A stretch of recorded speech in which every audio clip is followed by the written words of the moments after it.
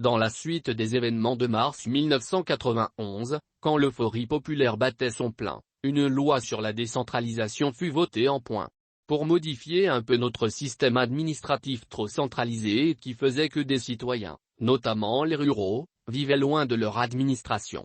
Sans faire l'historique de cette réforme, on peut seulement noter qu'une mission de la décentralisation fut mise en place avec un budget colossal et dont les ramifications à l'intérieur du pays permettaient d'aboutir à de très bons résultats. Après de sérieuses études, elle décida de la création de plus de 700 communes urbaines et rurales sur toute l'étendue du territoire national. Les élections générales qui survinrent en 1997 placèrent à la tête de ces nouvelles structures des conseillers municipaux et communaux dont beaucoup étaient des novices dans la gouvernance administrative. On refusa à l'époque d'imaginer les dégâts qu'une telle situation comparable à celle du loup dans la bergerie pouvait engendrer en raison du fait que la démocratie était brutalement venue sans éducation politique des citoyens appelés à gérer la République. Des galériens recréés et maîtres des terroirs villageois et urbains à un moment où la spéculation foncière était devenue une source de richesse incommensurable.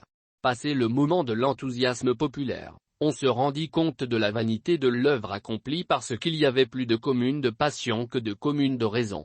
Par communes de passion on entendait les communes qui ne respectaient pas les critères élaborés par la mission de décentralisation et par communes de raison celles qui les respectaient.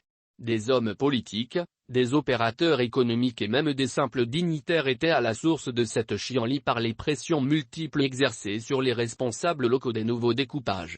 Pour ne prendre que le seul exemple de la région de Koulikoro, dans le cercle de Kolokani, la commune rurale de Djiwayo fait l'objet de plusieurs contestations par des villages qui ne s'y reconnaissent pas et refusent de payer l'impôt et les autres taxes au bureau communal.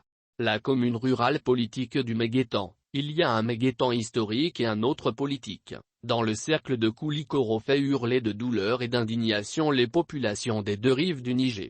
Cette commune abominablement mal découpée est traversée par le Niger et comporte 25 villages dont 11 sur la rive droite et 14 sur la rive gauche.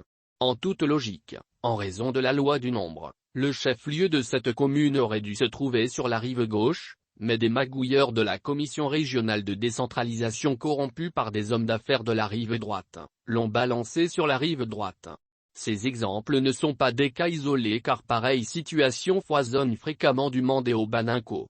L'État, au lieu de diligenter un audit pour voir clair dans cette situation trouble et séparer la bonne graine de l'ivraie, se contente de laisser ses députés voter des textes de loi qui ne sont d'aucune utilité pour le peuple et cela pour de fortes sommes d'indemnité par session pour chacun des élus.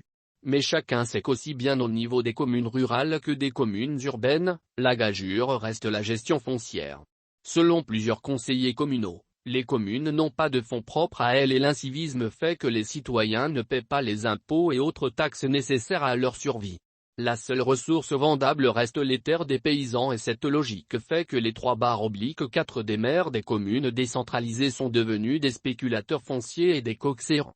Les paysans sont ahuris de voir de pauvres airs qui hier quémandaient leur pitance aux voisins ériger des bâtiments à 2 niveaux, des châteaux, d'employer de jeunes ruraux dans leurs concessions rurales comme travailleurs agricoles sans compter les 4x4 et autres V8 que le moindre conseiller communal de Touintourou-Bougou peut s'offrir en 2 saisons de présence dans une mairie urbaine sous les yeux jaloux du directeur de recherche d'un important institut de recherche en cardiologie qui, lui, roule en 2 chevaux.